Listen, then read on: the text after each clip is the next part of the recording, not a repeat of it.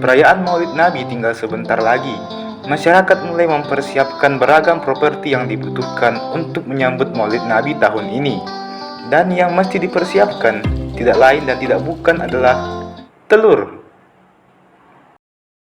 Tapi tahukah kalian, bukan cuma perayaan Maulid saja yang menggunakan telur, tapi perayaan Paskah juga menggunakan telur. Mengapa dua agama yang berbeda dengan dua hari raya yang berbeda menggunakan satu bahan makanan yang sama, yaitu telur? Kira-kira apa makna dari telur Maulid, telur Paskah, dan transisi? Wow. Close the door. Oke pemirsa, langsung saja untuk mempersingkat waktu saya mengedit video, langsung saja kita tanyakan kepada telurnya. Jadi telur, mengapa Anda sering digunakan dalam acara perayaan Paskah dan juga perayaan Maulid? Saya nggak tahu, Mas. Sebenarnya saya juga tidak mau. Yang saya mau hanyalah menetas, lalu menjadi seekor ayam yang baik, berbakti kepada bangsa dan negara, serta saling menjaga kerukunan antar umat beragama. Dan juga kalau saya sudah jadi ayam, saya berharap bisa mendapatkan betina yang cantik. Gitu aja sih, Mas. Jadi apa pesan Anda kepada orang di seluruh dunia yang sering memakan Anda? Pesan saya sederhana, Mas. Biarkanlah saya menjadi ayam, dan jangan makan saya. Saya juga ingin menetas dan menjadi seekor ayam. Tapi Anda kan telur bebek. Tahu apa kamu soal telur? Kalian misalnya cuma makan saja. Kalian pernah nggak merasakan penderitaan induk saya? Induk saya setengah mati mengeluarkan saya. Lalu Anda bahkan sudah menculik saya dan memakan saya sebelum saya sempat bertemu dengan induk saya. Kalian memang manusia. Makan saja semuanya. Ayam, telur, bebek. Kalian makan saja semuanya. Biar kalian saja yang senang. Kami yang menderita. Sabar Pak, sabar.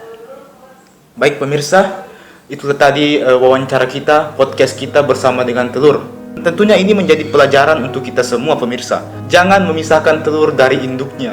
Tentunya kita harus memahami bahwa telur sekalipun juga ingin hidup dan bertemu dengan betinanya. Maka dari itu, pikirkan dan renungkan baik-baik. Telur ingin menetas, bukan ingin dimakan.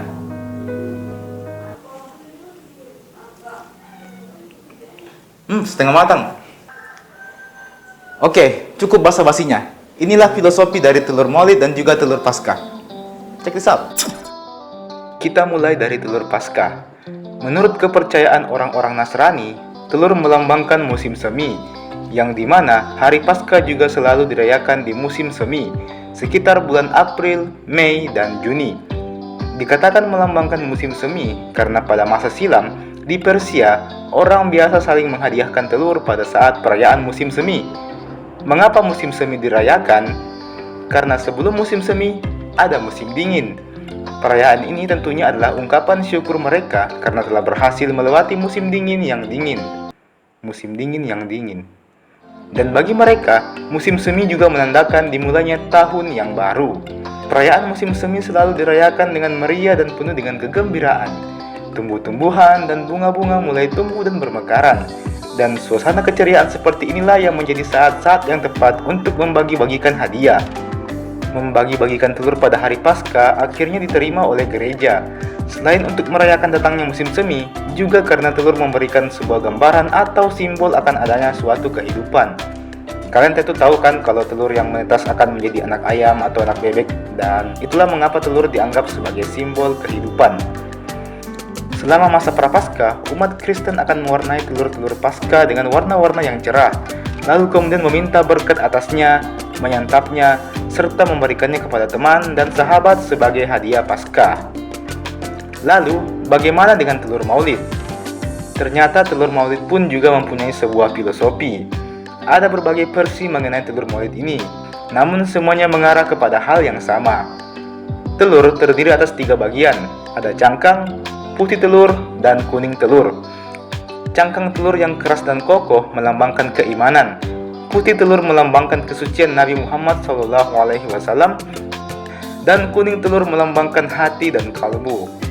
Versi lain mengatakan bahwa cangkang telur melambangkan iman, putih telur melambangkan Islam, dan kuning telur melambangkan ihsan. Versi lain mengatakan bahwa lapisan telur melambangkan 3 fase dalam kehidupan. Fase kulit yang dimaknai sebagai lahir, fase putih telur sebagai kehidupan, serta fase terakhir yaitu kuning telur yang dimaknai sebagai kematian. Selain itu, telur juga diklaim memiliki banyak manfaat yang dijelaskan oleh Imam Baihaqi dalam kitabnya Syu'abul Iman. Beliau menjelaskan sebuah riwayat yang diklaim sebagai hadis marfu' bahwa jika seseorang merasa lemas dan tidak bertenaga, maka diperintahkannya memakan telur. Selain itu, harga telur yang murah dan menjangkau semua kalangan juga memperjelas mengapa telur dijadikan sebagai makanan pada saat acara Maulid Nabi. Umat muslim di Indonesia biasanya menghias telur yang telah direbus dengan kertas warna-warni, mengikatnya dengan tusuk dari bambu, dan menusukkannya ke batang pisang.